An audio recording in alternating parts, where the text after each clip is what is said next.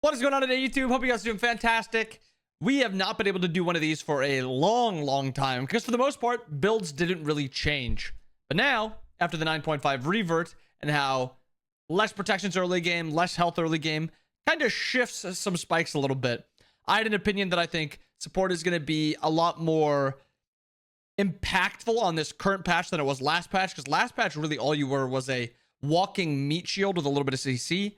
Now you have some playmaking, you have potential to kill, you have poke that's relevant, and you have to actually play around that type of stuff.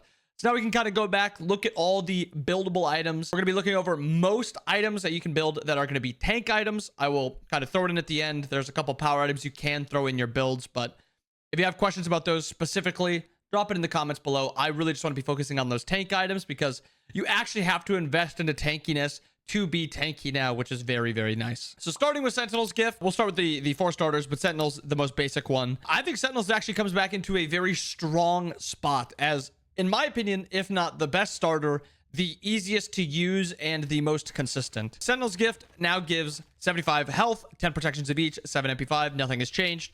But the brightest spot with Sentinel's gift is you get an extra 50 gold on your pot versus War Flag versus Benevolence, an extra 100 versus Protector's Mask. Are the Sentinel's upgrades that great? Not really. Sentinel's Embrace is fine. Sentinel's Boon is whatever. But the value comes in the laning phase of Sentinel's gift. You get a lot more sustain than you do within War Flag. War Flag, you get the more offensive movement speed and attack speed stats. Sentinels, you get the extra heal from the minion assists. And you also get that extra 250 health from that pot. War Flag, still a very good option. I think it just falls down a tiny bit because the sustain is not nearly as good. You feel like you can actually die with War Flag now, which I don't know if it's more misplaying a lot when I have War Flag because I think I'm just stronger than I am. War Flag is still very good. It's still got 2 of the easiest and best starters in War Banner and Spartan Flag. I think Spartan Flag is still the best starter for supports, but War Flag is just not nearly as safe as Sentinel's gift. Benevolence, if you're playing a backline support, Benevolence is very strong. Keep in mind though, you are very squishy with Benevolence now. No protections, a little bit of health, a little bit of HP 5. It is a scaling item for the most part. It is good in the laning phase, definitely not great. And then ending with Protector's Mask, which I think it's in a better spot now than it was before because you don't need to be able to do a ton of damage now because everyone is just a lot squishier. Circuits, Fenrir's, Naja, even like the Afros and the Hells, whose damage doesn't matter that much, they can actually opt for this Protector's Mask because of just the value it scales into the late game with, giving you that % mitigation. It is a very strong item late game.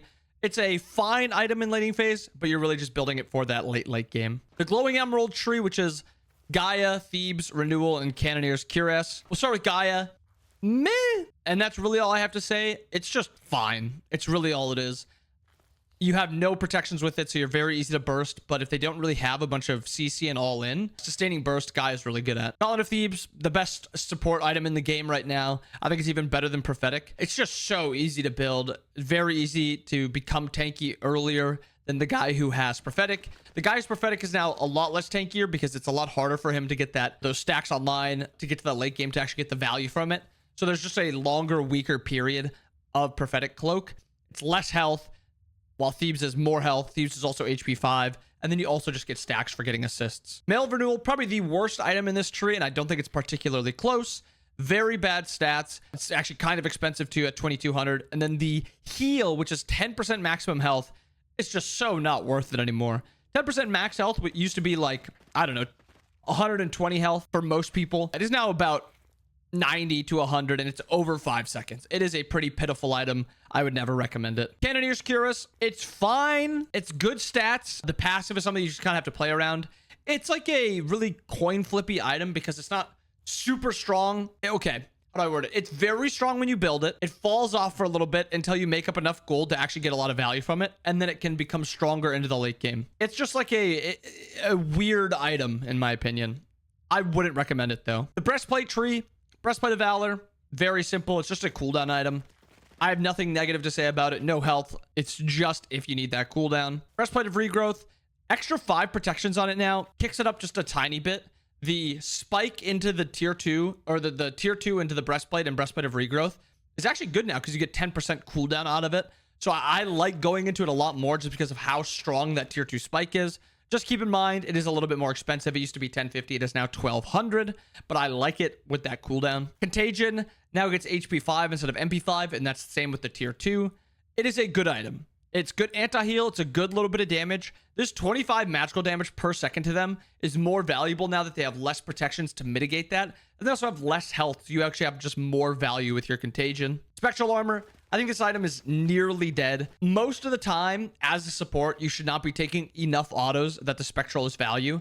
The only time it is valuable is if you're playing against crit assassins, which is like Mercury and then sometimes Circuit. Outside of that, though, spectral's just not very good. The Cloak tree, Spirit Robe, and Mantle of Discord. The tier 2 for that item where you steal 10 protections, it's only within 20 units.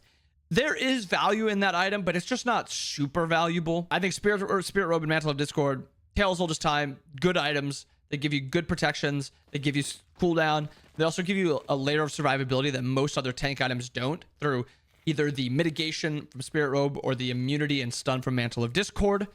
Downside is they're kind of expensive, no health, so they kind of fill out your builds at like 3rd, 4th, 5th item. Prior to that, though, not really worth it. There's not a single time I would probably go 2nd item, Spirit Robe or Mantle of Discord. I think there's just more value elsewhere, but it's still fine. Magi's Cloak, more value on Magi's Cloak now because 1 taunt can mean death, especially for your teammates, or 1 CC can mean death. It's also still a pretty cheap item. It gives good stats, and the upgrades to it are pretty cool. Magi's Revenge, especially if somebody tries to kind of commit to you and they pull your Magi's, you can kind of turn it onto them and try to commit to them. So I think that is pretty interesting. Prophetic Cloak, still a very good item. It's just a lot weaker. To have real true value from your protections, you need health also. Only having 100 health on this item hurts it a lot. Thieves is twice as much at 200. You also get faster to that 45 fully stacked out, and then 55 from the passive of Thieves, faster than you get it from Cloak. Cloak just scales a whole lot harder. Still a very good item. It's just weaker in that early game and weaker in the mid game. The Druid Stone Tree, Abyssal Stone. The problem with this item is most of the time there's just more value elsewhere. I will always say it can be good, but most times it's just a B tier item where it's good. It's not going to feel horrible getting this item, but most of the time you'd rather have utility or just something else elsewhere. Erosion. Do they have a shield that you'd want to have smaller? Build Erosion. Binding, even better now. Binding is a very, very good item. I think you should build it in most games as a support. Very good stats at 35, 35, and 200. And then that shred is the really important part when you hit a CC, especially cards on like Artio and Cabrakan. So much damage increased with the Stone of Binding. Archdruid's Fury, I'll say fine if you're playing like a dive support where you're going to be diving, taking a bunch of damage, and you want a little extra burst. I'm not a big fan of it. Usually I'd rather have Stone of Binding just to get that increased damage for my teammates also. But I mean, it's statted really well. It's still good. I don't hate it. It's just more of a solo lane item. Iron Mail, the Mystical Mail, Sov, Midgard, and Emperor's Armor tree. I'm going to start with Emperor's Armor because it is just the easiest to pick on. What a horrible, horrible item. Decent stats, but it is very expensive and the passive does not have a great payoff. Most of the time, you'd rather have any other physical defense item. Midgard, probably the most broken item in the entire physical defense tree. It is very, very, very hard to play against a Midgard Mail god as an assassin and as a hunter, and then even some mages because they are somewhat auto attack reliant, either with trying to weave autos or something. Midgard is just so valuable. The passive is absolutely broken. Sov, I think it kind of kicks up a little bit because you get extra protections to your allies, 15 physical protections if you're playing against like a 4 physical comp, especially if their only magical is a support. Sov skyrockets up in value. Is it broken? Absolutely not. Is it a lot more buildable now than it was last patch? Absolutely. I think Thieves into Sov is a very good just baseline build if they have 3 physicals. Sov is good, not great, just a good baseline. And Mystical Mail, I would never build this in support. You get bursted way too quickly and you don't have like the base tankiness to make good use out of a Mystical Mail. I don't have a ton to say about it. Round Shield, just wanted to make sure I got these ones on here. Berserker Shield and Phalanx should never be built in support in my opinion.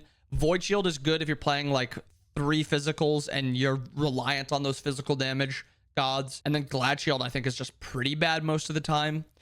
It's okay if you're playing like a dive oriented god and you're reliant on that extra damage, but for the most part I just don't think it's worth it. The Earring Tree for support, I think it's all pretty bad. Bay Blessed got an internal cooldown, does not feel great. Manticore Spikes, Ben Gutted, not great. Sphinx's Bauble, way too expensive, not too great, and you're not building Griffin Wings in support. An exciting one. Winged Blade, Toxic Plague, Relic Dagger, and Lotus Sickle. I'm going to start with Lotus Sickle because it's the one I'm most excited about. I think Lotus Sickle is back. The extra 5 protections is solid, especially when your protections get lowered a good amount. And then also having this extra aura protections on your heal make it so it's just better value now because they also have reduced protections, they as in your teammates. I am a fan of Lotus Sickle. It's very inexpensive and it also gives you cooldown and movement speed. I love it. Relic Dagger, can build this in almost every single game. Relics are super strong, super important. Blinks, Thorns, Horrifics, all very, very good. Can never go wrong with a Relic Dagger. Toxic Blade, worst item in the game. Winged Blade, I've kind of been iffy with Winged Blade.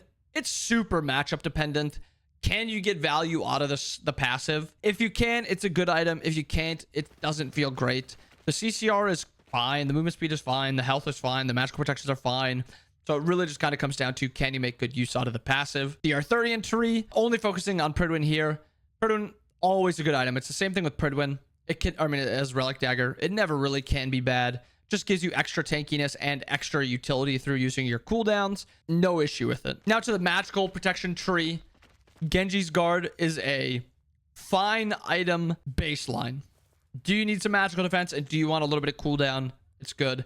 My issue with it is how much health is now off this item. This item used to be like 250 health. It is now down to 100. And Oni's was down to like 100 health and now it's up to 150. So it's actually most of the time, if you do not need the cooldown, Oni Hunter's Garb is going to feel a lot better. Extra CCR on it also. I'm not a big fan of Genji's. I don't really opt to build it too much, but I like Oni's Hunter Garb a lot. Void Domaru, it's fine. It's another item where it's just like, yeah, I mean, I guess. I actually think the tier 2 of the item is really interesting, where more allies you have around you, the more attack speed you get from them, or they get from you. And then the more enemies around you, the more protections are reduced for them. It's a very cool item. I think the Void Domaru item is just pretty meh at best. Most of the time, I'd rather have Binding. And then I think Shogun's Kusari is a good item if your team is kind of playing around you and they make good use out of the attack speed, or you just want to rush to objectives with like a Fafnir or an Alma. Lastly, the Talisman Tree, Pestilence. Probably one of my favorite items in the game. Most of the time, it feels like your teammates aren't building anti-heal. And if you can get a very strong anti-heal item like Pestilence, it kind of makes up for a lot of that. Pair that with a Horrific, and then you're good. That's all the anti-heal you need, Pesty and Horrific. So I'm a big fan of it. It also is like a solo magical defense item. Like if you go Thieves, 3 physical defense items, Sentinels, and Pestilence, you don't feel weak to magicals. You'll be at like 200 something magical protections off of just having 70 prots on Pesty.